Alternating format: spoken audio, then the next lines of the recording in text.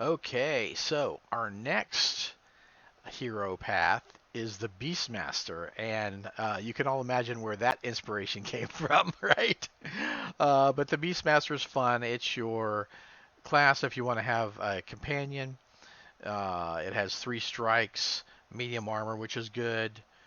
Ranged weapon, or melee or ranged weapons, you can choose either or, and beast empathy, so you can connect with beasts, right? But you also have beast speech, beast aid. Beast will give you uh, aid, depending on their circumstances, and a beast friend, which is cool. But the beast friend is, treat this as a friendship. This is a friendship between the Beastmaster and the Beast. It's not one-sided. The Beast just doesn't sacrifice everything for the character. It's got to be a two-way street. So make sure that Beastmasters don't abuse their companions, right? You can have their companion refuse to do stuff if they do. So I think most people you won't have a problem with that, but if you do, make sure to the beast is like, no, I'm not doing that unless you're doing it too. So yeah, keep that in mind. Okay, so now what do we do next? We've chosen once we've chosen one of our hero paths. What do we do next? Okay, so we choose our species. All right, and those will give us special abilities also. Okay, just like in any other RPG. So human is simple. If you pick a human, it just gives you a third inclination. So instead of starting with 2, which every other race does, you start with 3, which is pretty powerful. That's a good, and allows you to have a more custom character. Elves have twilight sight. They can see twice as far in darkness. In dim light, they can't see in total darkness, so there needs to be some light. They also have a boon to resist mind-altering magics, like if somebody's trying to put them to sleep or charm them or something like that. They would get an extra resistance die for that.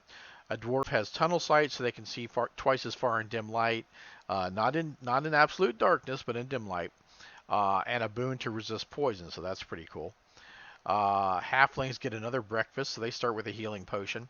Now, I had someone ask me, do halflings replenish that potion every session? Um, it does kind of seem a bit unfair that they only would get it to start and then they don't get it again. How I do it is when a halfling goes to a town or a settlement or something like that, they can get another breakfast basically because they're good at eliciting hospitality, and that that healing potion kind of counts as that. So yeah, I would give it to them when they do that. But if they're out in the wilderness and with no contact with civilization, I wouldn't allow them to replenish it. But when they're in civilization, yeah, allow them to replenish that one at the start of the session, right? They also are harder to hit by larger foes, so they would be instead of a 3 to hit, they would need the enemies would need a 4 to hit. So that one can make a difference, right?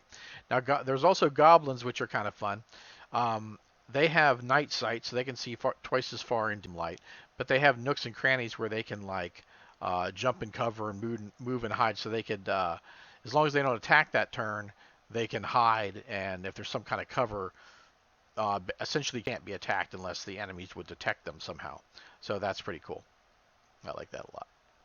All right, so those are the species, and then we're going to go on to the inclinations. Okay, so inclinations are really where you start to change up your character from the hero paths. Okay, so there are 30 inclinations, and we'll kind of talk about some. Now, what I like about the inclinations is you can really make a character pretty close to what you think you want, right? So if you want to have, um, a character that's a warrior that's more like a paladin, choose hatred of the holy, and there's some others we'll talk about. You devout, you can call on miracles, so you could pick those and be a paladin, right? Uh, Say you want to be more like a Conan type thing, and you pick brute and you pick some thiefly skills, right? They're not attached to rascals at all. So you could be a thief barbarian or even a magic using barbarian. You could be like a shaman or something. There are some magic abilities in the list too. not as powerful as conjurers, but would give you some magical abilities. So anybody can pick these. These really give your character, differentiate your character from others of the same hero path, but are super easy to make something that you're picturing for play, right? So um, the first one is Alchemist. So you can make potions. Now, in that case, I would be like the same with going to Civilization if you had access to a lab and that kind of thing, or the reagents that you can make potions. You're probably not going to be making potions on the road, but they do start with 2 potions, and you can always choose healing potions, or you can roll randomly for a potion. So I like that. Pretty much in the game, I allow that too. Like if people find potions, I allow them to choose whether it's a random potion or they want to find a healing potion. Just like it's just for me, it's all about player choice, and I like that. So, I mean, you don't have to play that way. Now, there's a tune where you can fight in the dark and escape areas of darkness where others, might not know which direction to go and bump into a wall or something. Um, a lot of times when players are fighting in darkness and I'm using miniatures, I use a random direction die that points in has an arrow on it, points in a random direction, and that's the direction they'll go if they try to exit the darkness. And if it bumps into a wall, it bumps into the wall. An attuned character would never have that problem. They can always find their way out of a magical darkness or something like that. And they can blind fight, which they don't take a bane when they fight, which is huge. That's pretty big when you're fighting, right? Hatred of the Holy, it's easier to do. If you roll a 6, you do an automatic crit on undead or demons. You don't have to roll to confirm it, so that's very powerful. And then you can keep rolling that crit. Born Blessed, you get 6 karma instead of 3 to start. That's really powerful. Cat-like, you can only be knocked prone if you're crit, and you get a 4+ miraculous save when you fall. So that, when you're looking at 100-foot drop, and this game is very dangerous, that 4+ save looks really nice, right? Checkmate is good for fighter types. You can intercept foes before they get to your friends, and then if you hit them, they can't move away, so that's a nice ability. Chirurgeon, you can heal 1 strike between battles as long as you have the supplies. You start with a healing kit with 6 strikes worth of healing. You could get more when you go to settlements and that kind of thing. And I generally wouldn't allow more than 6, unless people were sacrificing space or something like that. A craftsperson. I put this in the list so that people would know, hey, if you want to make a craft person, go to the aspects, and that's what you'll use to make a craft person. Dandy is you're a diplomat. You encourage diplomatic solutions to problems, so you have a boon in that. Those kind of checks. Danger sense is nice. You can't be surprised and have a boon in avoiding traps. So that's the person you want at the front of the party, right? All right, Dan, you're going to the front of the party. You got danger sense, right? Devout is so any character can take devout, and you can call on miracles, right? You can call on miracles from your god. They're hard to do. They're very hard to do, but it doesn't have to be just the friar that can do it. Any character can do it as long as you take devout. If you're faithful, this could be another paladin ability. Demons and undead can only hit you on a 5+. That's really good. Familiar is kind of fun. Anybody can take familiar. Basically, you grow a teat on your body to suckle blood for this thing, and it'll scout for you and that kind of thing. So that's a fun little thing. Fate Touched, you start with 2 hero dice instead of 1. So that can be good for conjurers, especially because they love those hero dice. Now, Fighter is nice because if you want to fill in your fighting skills, you can use this. So say you're a warrior, right?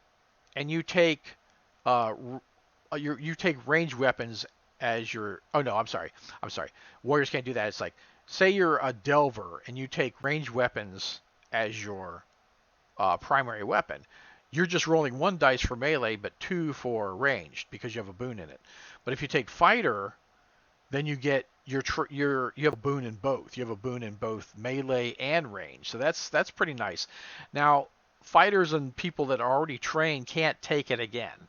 So a warrior couldn't take fighter, right? Because they couldn't. They're already trained. They already have a boon in melee, so they can't get another one. They can't be double trained. Okay. Um, Now, Hedge Wizard is interesting because Hedge Wizard allows your character to cast magic from scrolls, and like I've said, scrolls are very powerful and fun. That's a nice ability to have. Inspiring is great because you can share your karma with other players, right? Anybody you can see, and if you have if you're born blessed, where you start with double karma, pairing it with inspiring can be good, can be really good. So you can dole that karma out to your comrades that need it. Iron Will is you have a boon when you enter mental attack. So let's like, sleep or charming or anything like that. So that could be fear. That could be very powerful and helpful when you don't want to run away or sleep or be charmed. That's a very helpful to have that an extra boon in that. That's very great.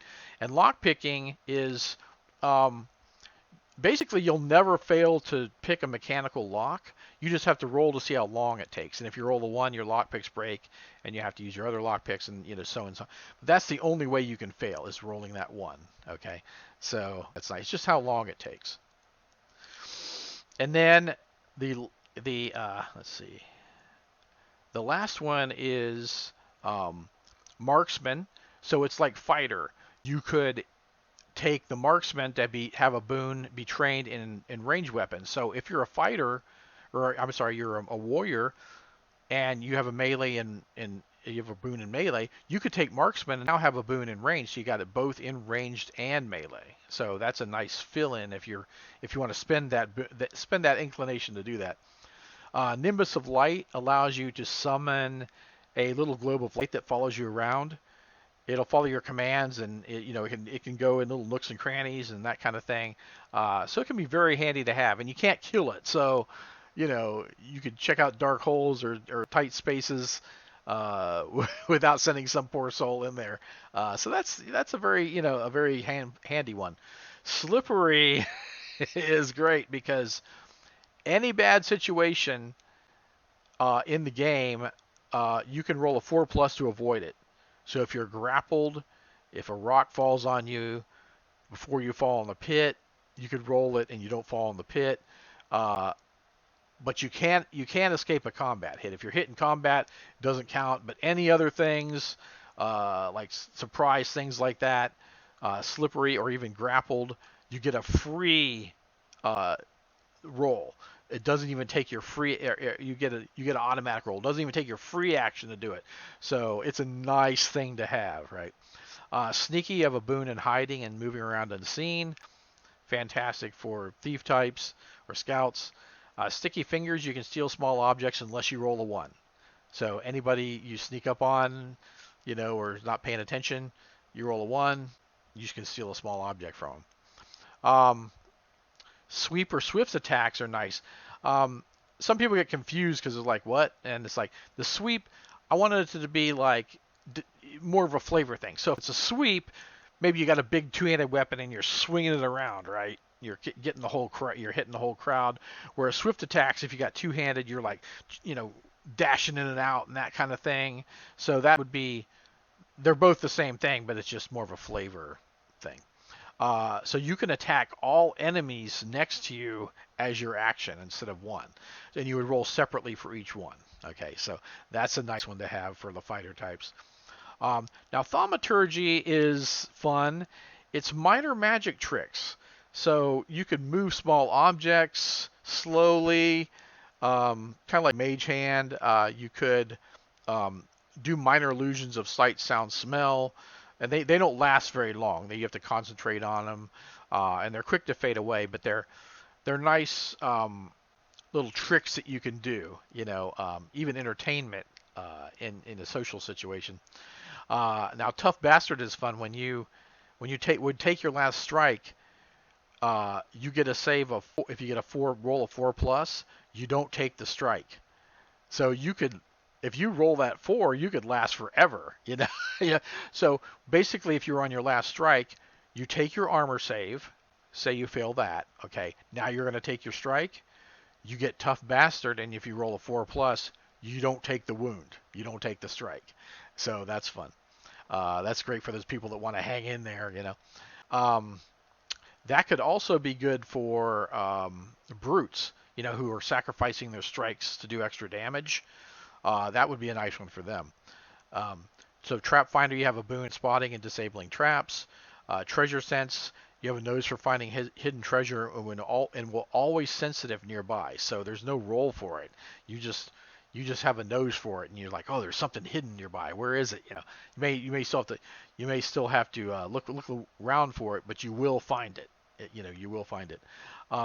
Victory and failure is you get 2 karma for every failed roll, and that can be very powerful. So say you put that with inspiring, right, which means you can give your karma to other players. You could build up a pool of karma by your failures and then dole them out to other players. So you could really work together on that. So those are the inclinations, and you can really modify you can see how you really modify your characters, make specific characters that you have in mind.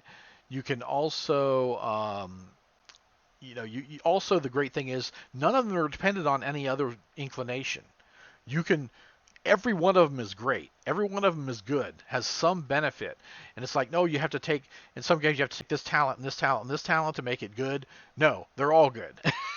And they work with any character, and they're great for any character. So you can't really pick a bad one, you know. But there are some synergies that you can do, like I was mentioning in in this video. So the last but not least is aspects, and I added this because I wanted a non-rules thing that you could add character, that would be fun to add character background into the game. But it does have a benefit in the game. If it applies to the game, you can get a benefit, like a boon.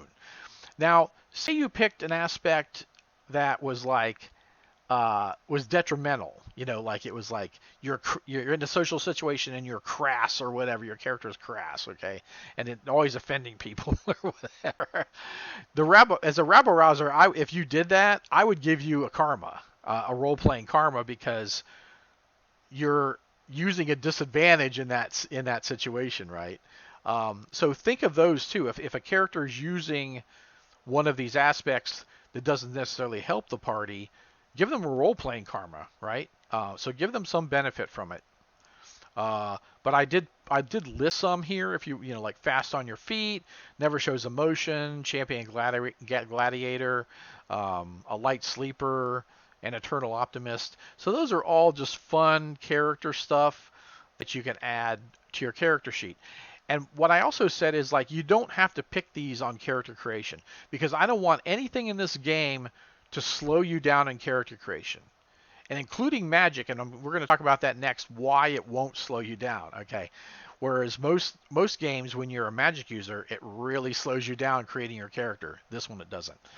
But in this game with aspects, you can wait to pick those aspects. You don't have to pick them now, right?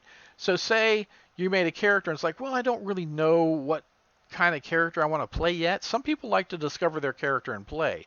And I've had players like, oh, this player's bossy, or, you know, this player has this personality trait. I'm going to put that down for the aspect, because they role played into it, right? That just felt natural and right for them when they started running their character. And that became the aspect. So don't worry if you can't think of if you don't want to pick one of these, or you can't think of one for your character. You can even put one down and save one for later. So I would consider that if you just can't decide. Most people can pretty much know what character they're going to play, and it's pretty easy to fill out. But if you don't worry about it. Just skip that part and go right to the game. Go right to the game. Okay. Now, here we have the circles of sorcery, all right? And this is where the game creation varies a lot from many RPGs.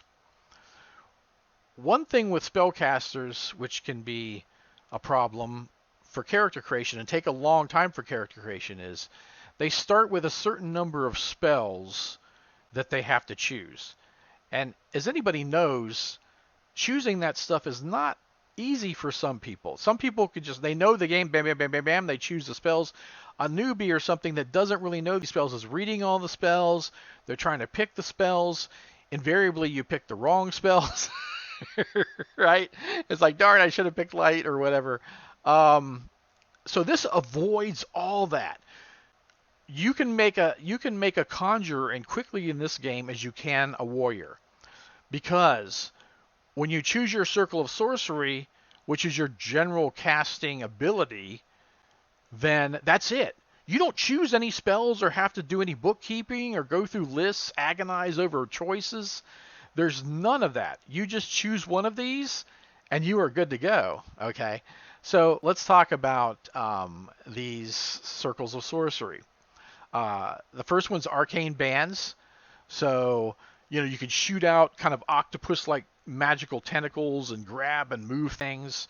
It's very like a manipulative type of thing. Hold doors closed or grab things from a distance.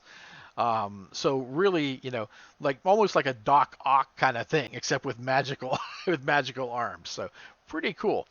Now this one, I know is going to appeal to a lot of people. Blastmaster, right? This is just some, I'm picturing like some crazed, a little nutty character because they're drunk on magic, right? They've got magic crackling off of them, and they're a little off kilter because they've got so much magic coursing through them. Now, magic does one strike per hit, per spell on a target. So the benefit of magic is that it gets some other ability thing added to it. So say you're a fire elementalist, you shoot somebody with a firebolt, you only do one strike of damage, but now they're on fire and they have to keep making that saving throw. If it's an NPC, I would have them roll a 6 or better to save, a normal NPC or a monster. If it's like a special monster, I would have them roll their magical resistance to be their miraculous save on that kind of thing. But anyways, so Blastmaster does 2 damage per strike.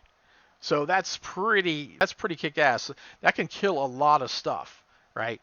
Also, they're kind of a magic detector, so they can detect magical items, which is fun.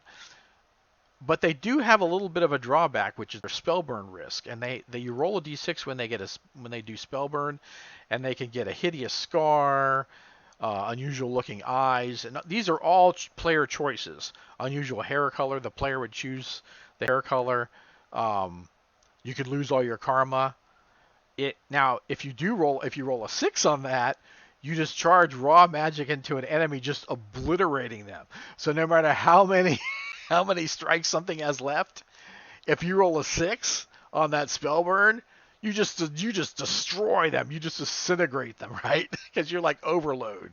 So there's even a good result in your spellburn, right? So Blastmasters are super fun, and I know people that just like to blow up stuff with their magic, and this is the perfect character for you.